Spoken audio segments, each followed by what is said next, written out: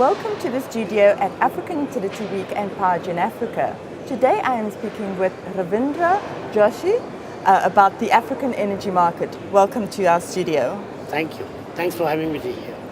So the first question I want to ask you is about disruption, which is a word that is being used a lot in the energy sector. What does this mean for your business specifically? In the context of Nigeria and the way power distribution industry was operating, so when I came there in June 2017, almost everything was haywire. And as if, the things were running on the grace of God. Because the collection efficiency was 48%, so there was hardly money to pay the salaries. The losses were 62%. The billing was not proper. And the customers were not segmented. So, and the target setting was there, which was like everybody should get 100%, though they were getting 48%.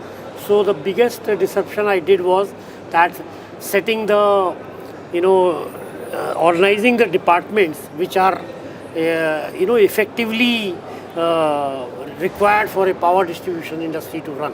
Like example, there was a lot of theft. So we started enforcement department and we started getting the big fish. And the moment we got the big fish, our turnaround started. And from a collection per month of 1.5 billion, we started collecting 2 billion.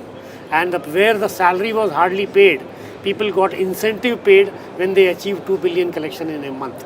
And then the journey went on and we touched a figure of 2.5 billion in a month. And there was a performance-driven culture because the target setting was done as a delta improvement of 10%. Instead of everybody being asked to bring in 100%, which was like as if it is in the air. So all these things, are giving the meetings were English-speaking meetings, which were converted to data-driven meetings, where the targets and numbers and money numbers and individual targets were discussed. And there was no English, rather it is totally taken away. And the people who were non-performers, they were not properly queried also. The query culture also started. So then on one side, there was a reward culture of, performance appraisal. Then those who get the better grades like A plus A, they got salary increment. And then the promotion culture where around 100 people got promoted this year. And then, this is, when it came to people who are non-performing, a query is issued immediately. And we plan to move to automatic meter reading, latest technologies, and we are doing our billing software upgrade, and we want to go on ERP also very soon. So as the chief driving officer, you really know about disruption within a company.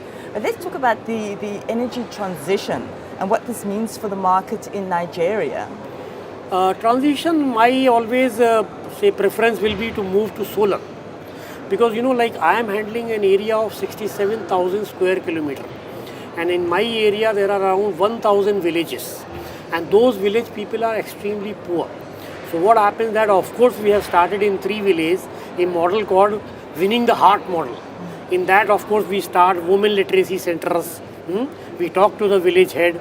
There is a teacher appointed who gets a job. The teacher is strategically selected from the same village. And I'll gradually come to your question. So then we plan to implement in 1,000 villages.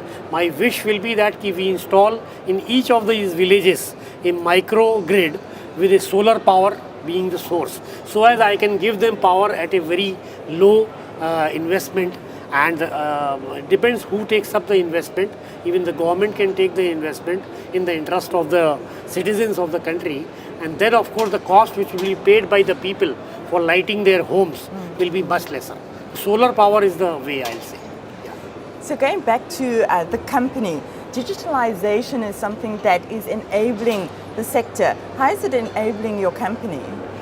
Oh, you see that in our MD customer segment, which is our main revenue giver in terms of 70%, we are starting that smartphone-based photometer reading. So as the billing cycle will collapse like anything. So what happens is the smart meter phone takes the meter reading and it is immediately transmitted to the billing center. And we are going to start the e-billing. So what happens, you see the cycle time of somebody visiting, taking down the reading, the human error, all eliminated. Take a phone, click, goes to billing center.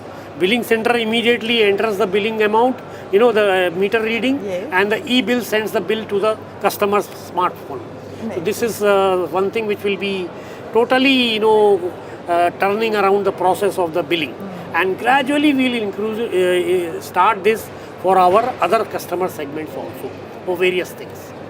Yeah. Thank you so much for sharing that with us today. Yeah. Thank you so much. Thank you for...